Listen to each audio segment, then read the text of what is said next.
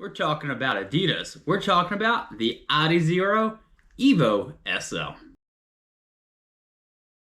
Welcome back to the channel. I am Cody with The Shoe with Cody, and today we got ourselves a good one. We're talking about a brand new shoe that I think has gotten a lot of hype, and I wanted to get it on my foot to see if the hype was real. And in this video, I am talking about the Adidas Adizero Evo SL. I just got the shoe in. I've been racking the miles, and I had maybe about like 10, 11 miles. And in this video, I'm going to give you my first impressions as well as some of the tech specs so you know what the shoe is all about. This shoe really offers kind of one big thing, the Light Strike Pro that you get in some of the fancy, very expensive shoes at a price that won't hurt your wallet. Again, in this video, I will go over all of those details, and I do have a big favor to ask you all. Hit the like button and smash the subscribe button. You know you want to. It helps the channel and it costs you absolutely nothing. Now let's sit back, relax, and let's talk about the Evo SL from Adidas. To start this video off, I am going to talk about the tech specs, and there's a lot to cover about the shoe. And the first one I'm not even gonna, kind of play around with is the foam. This is the Light Strike Pro. This is what you get in that $500 shoe. This is the foam. This is Adidas' #1 foam in my humble opinion. And just look at that. I mean, that is just beautiful right there. And you get a lot of it too. This is a daily trainer from Adidas, but you get a decent amount in here. I think it's about a 6.5 millimeter drop. We are looking at 38.5 in the heel. 38.5, which then gives you a 32 millimeter in the forefront. That is a lot of foam, especially this foam that is just top notch. One thing I do want to point out, yes, it has the Light Strike Pro foam, like kind of the race day shoes. There's no plate in this. This is just all foam and just all foam goodness. This upper, really nice. It's extremely breathable.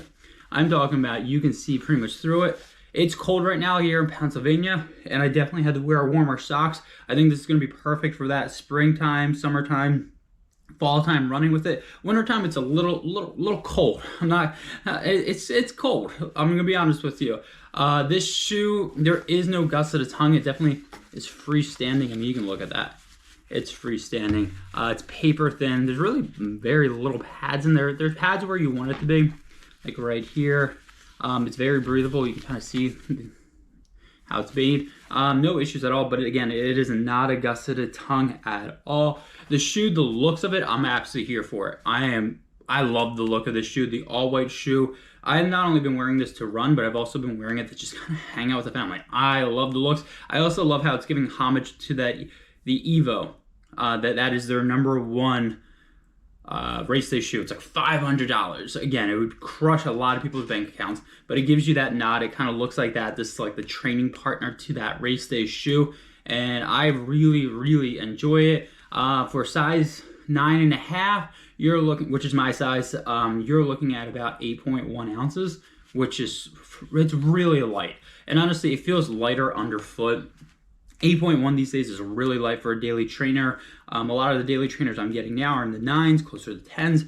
This is really light for a daily trainer, really nice, stout heel counter. I have a wideish foot, and it's working really nicely for me.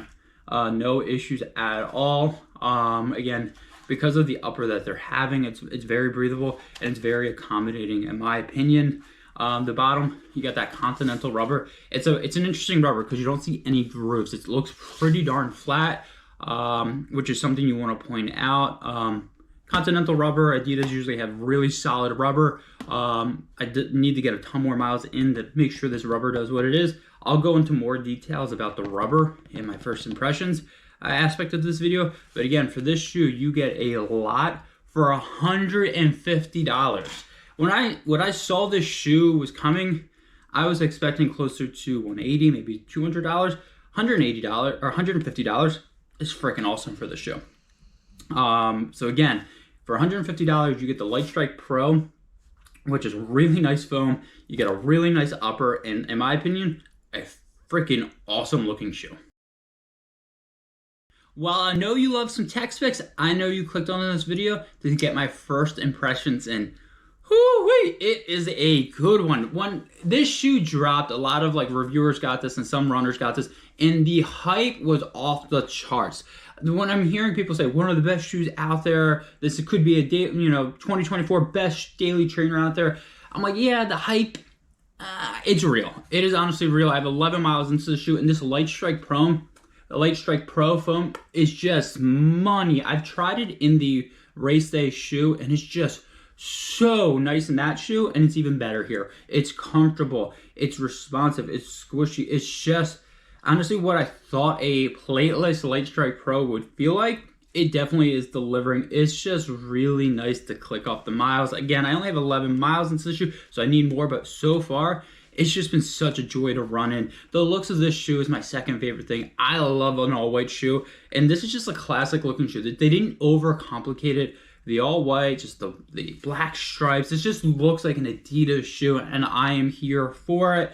Again, I took this for daily miles, and it just felt effortless. It feels light on the foot. You tie it, you forget it's on, and you just feel effortless. And honestly, that's what you want in a shoe. You want to tie it, forget it's on, and click off the miles. The one thing I do want to point out that it's not a deal breaker, but it did take me a little bit of getting used to, is this is not gusseted, and this is like a floppy tongue. So you definitely want to point that out. When I first got it on, it took some adjustment of the tongue to make sure it was laying the way I want it to be. Again, not a big issue. Again, it's very, very breathable. So again, people up north where I'm at in the cold area, just get some warm socks. It's not a deal breaker, but I do want to point that out. The big thing for me is it's been snowing here, so it's been very wet on the ground. The Continental rubber's been good. It hasn't been great. Usually Continental rubber is money. There's been a couple runs where I went to go plant and run, and it definitely had a little bit more slipping than I would anticipate. But again, it could just be because of the snow. Typically for most of these runs, I'm not going to be in snowy conditions. But again, I do want to point that out. It's good. It's not great in my humble opinion. Again, this shoe is $150, and I think that is a freaking steal. When you're getting this type of foam for $150, when I first saw this and when I started hearing the hype about it, I was thinking it was closer to $200. No, $150 is a freaking steal. The only caveat to that is it is really hard to get. So when you can get your hands on it, you're one of the lucky ones. If you can't get your hands on it, you're probably like, hey, these people that already have this shoe. Adidas, make more of this and get this out because this shoe is really nice. Again, I still need to get more miles into the shoe, but so far I've been really enjoying the shoe. So again, you definitely want to stay tuned for that full review. So hit the like button, smash the subscribe button. You're not going to want to miss this one. And until next time, I'll see you all out on the run.